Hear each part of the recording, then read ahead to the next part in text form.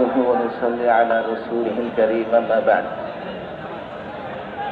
হেফাজতে ইসলাম বাংলাদেশ কর্তৃক আয়োজিত আজকের এই গণসমাবেশের মহতরম সভাপতি, কেন্দ্রীয় নেতৃবৃন্দ, উলামায়ে কেরাম, তৌহিদি জনতা, বক্তৃতা দীর্ঘ হবে না। তবে হেফাজতে ইসলামের অবয়ব, হেফাজতে ইসলামের চরিত্র, তাদের কর্মসূচি একেবারেই স্বচ্ছ, সুন্দর, স্পষ্ট। হেফাজতে ইসলাম গণমানুষের সংগঠন। হেফাজতে ইসলাম ইসলামের পক্ষে, দেশের পক্ষের সংগঠন।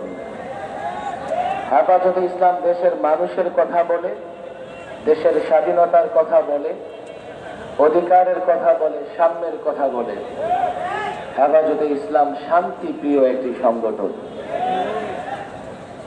ওলামায়ে কেরাম শান্তি পছন্দ করেন, ওলামায়ে কেরাম শান্তি চান, বারবার আমরা তা প্রমাণ করেছি। যদিও 2010-এ যখন হেফাজত গঠিত হয়, প্রথম প্রোগ্রামই আমাদেরকে রক্ত দিতে হয়েছে। 2010-এ রক্ত দিয়েছি, 2011-তে রক্ত দিয়েছি, 13-তে রক্ত দিয়েছি, আমরা 21-এ। সর্বশেষ কোটা বিরোধী আন্দোলনে ও হেফাজতের নেতা কর্মীরা রক্ত দিয়েছে। এর মানে হচ্ছে আমরা শান্তি প্রতিষ্ঠার জন্য রক্ত, জীবন দিতে প্রস্তুত আছি। পরিষ্কার বার্তা, হেফাজতের শান্তিপূর্ণ অবস্থানকে এই গত ফ্যাসিস্ট সরকার বারবার বিতর্কিত করবার চেষ্টা করেছে। বর্তমান যারা আছেন, আপনারা এসছেন ছাত্র জনতা এবং সিপাহী জনতার বিপ্লবের মাধ্যমে যে সরকার গঠিত হয়েছে, হেফাজতে ইসলাম সম্পর্কে তাদের প্রত্যেকের স্বচ্ছ ধারণা থাকতে হবে। খবরদার ভুল করবেন না, ভুল পথে পা বাড়াবেন না, কারো ভেঙচিতে ভয় পাবেন না। হেফাজতে ইসলাম গণমানুষের সংগঠন।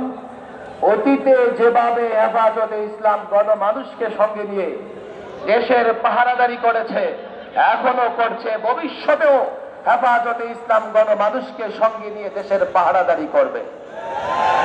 দুঃখজনক হলেও সত্যি, আমাদের একটা প্রতিবেশী দেশ আছে, আমরা তাদের সঙ্গে সুসম্পর্ক রাখতে চাই, আমরা তাদেরকে বন্ধু মনে করতে চাই। কিন্তু যেই স্বৈরাচারী শাসক দেশ থেকে পালিয়েছে, এখনো নাকি তাদের দেশে মোদী সরকার তাকে আশ্রয় দিয়ে রেখেছে। কেন? প্রতিবেশী দেশে থেকে বাংলাদেশের বিরুদ্ধে ষড়যন্ত্র করবার জন্য। বর্তমান এই সরকারকে, অন্তর্বর্তীকালীন সরকারকে পরিষ্কার বলবো, প্রতিবেশীদের সঙ্গে সুসম্পর্ক চাই, কিন্তু প্রতিবেশী রাষ্ট্রের মোদী সরকারের উচিত অনতি বিলম্বে সেখান থেকে শেখ হাসিনাকে বহিষ্কার করা। আর নাস্তিক মোর্চাদের উদ্দেশ্যে হেফাজতের পরিষ্কার বার্তা, আমরা দেশের পক্ষে, ইসলামের পক্ষে, শান্তির পক্ষে। মিডিয়াকে বলবো, নাস্তিক মিডিয়াকে বলবো, নাস্তিক ব্যক্তিত্বকে বলবো, হেফাজতের বিরুদ্ধে পরম দরবার আগে পরিষ্কার ঘোষণা, আমরা দেশকে দ্বিতীয়বার স্বাধীন করেছে।